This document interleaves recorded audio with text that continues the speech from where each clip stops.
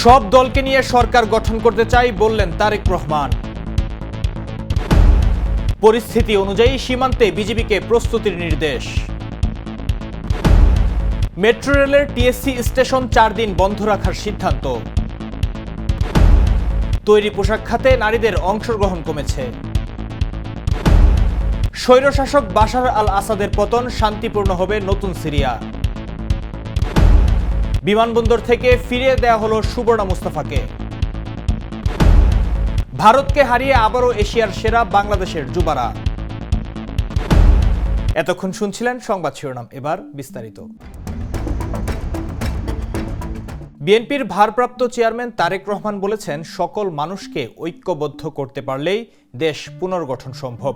আমরা সকল দলকে নিয়ে সরকার গঠন করতে চাই, যেখানে সবাই মতামত প্রকাশ করতে পারবে। আজ রংপুরে দলটির বিভাগীয় কর্মশালায় ভার্চুয়ালি যুক্ত হয়ে এ কথা বলেন তিনি। তারেক রহমান বলেন, বিএনপি ক্ষমতায় গেলে সকল ধর্মের মানুষদের নিরাপত্তার ব্যবস্থা করবে। স্বরাষ্ট্র উপদেষ্টা অবসরপ্রাপ্ত লেফটেন্যান্ট জেনারেল মোহাম্মদ জাহাঙ্গীর আলম চৌধুরী বলেছেন, সীমান্তে পরিস্থিতি অনুযায়ী ব্যবস্থা নিতে বিজিবিকে নির্দেশনা দেয়া হয়েছে। জুলাই আগস্ট গণ অভ্যুত্থানে আহতদের স্বাবলম্বীকরণে বিজিবির সহায়তা প্রদান অনুষ্ঠানের শেষে সন্ধ্যায় পিলখানা বিজিবি সদর দপ্তরের সীমান্ত সম্মেলন কেন্দ্রের সামনে সাংবাদিকদের করা প্রশ্নের জবাবে এই কথা বলেন তিনি। স্বরাষ্ট্র উপদেষ্টা বলেন, কোনো সময় বিজিবি পিঠ দেখাবে না, বুক দেখাবে। বিজিবিকে বলা হয়েছে, সীমান্তের কোনো ধরনের উত্তেজনায় কোনো ধরনের ছাড় দেয়া হবে না। ঢাকা বিশ্ববিদ্যালয় এলাকায় বহিরাগত নিয়ন্ত্রণ ও ক্যাম্পাসের সার্বিক পরিস্থিতি স্বাভাবিক রাখতে 4 দিন মেট্রো রেলের টিএসসি স্টেশন বন্ধ রাখার সিদ্ধান্ত গ্রহণ করা হয়েছে।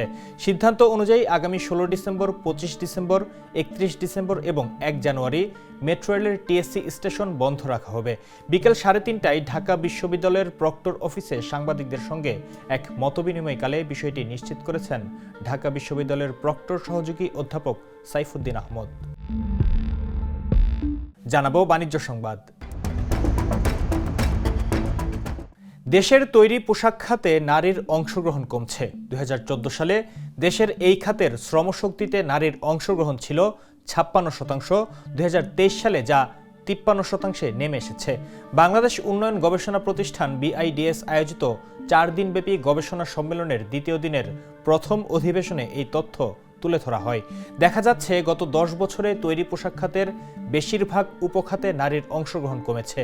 এই খাতের 8টি উপখাতের মধ্যে 6টিতে নারীর অংশগ্রহণ কমে বেড়েছে মাত্র 2টিতে।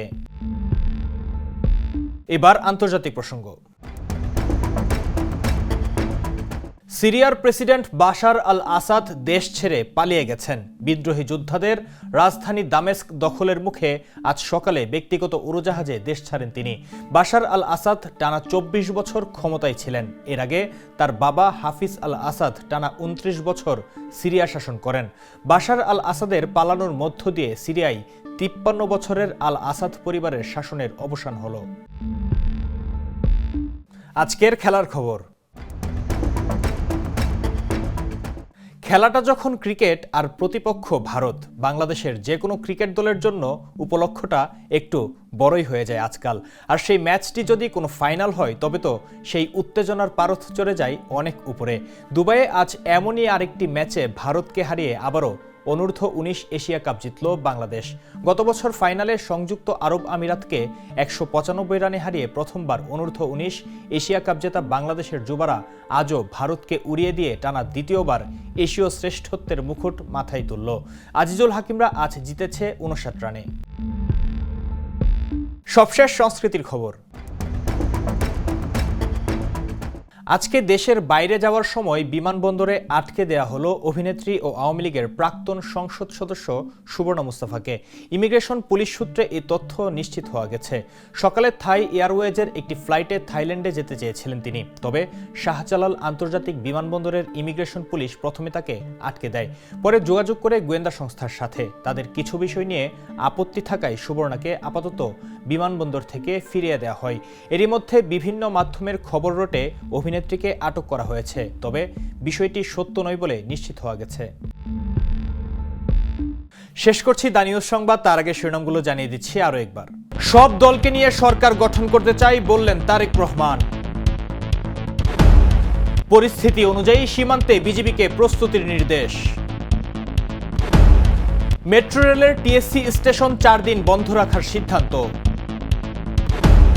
তৈরি পোশাক খাতে নারীদের অংশগ্রহণ কমেছে। স্বৈরশাসক বাশার আল আসাদের পতন, শান্তিপূর্ণ হবে নতুন সিরিয়া। বিমানবন্দর থেকে ফিরিয়ে দেওয়া হলো সুবর্ণা মুস্তাফাকে। ভারতকে হারিয়ে আবারও এশিয়ার সেরা বাংলাদেশের যুবারা। এই ছিল আজকের দ্য নিউজে। পরের সংবাদ দেখার আমন্ত্রণ রইল। তাছাড়া আমাদের নিউজ অনলাইনে দেখতে ভিজিট করুন thenews24.com। চোখ রাখুন দ্য নিউজের ফেসবুক পেজ ও ইউটিউব চ্যানেলে। সঙ্গে থাকুন। শুভরাত্রি। দেশে দেশে সবার সাথে দ্য নিউজ। দেশে দেশে সবার সাথে দ্য নিউজ।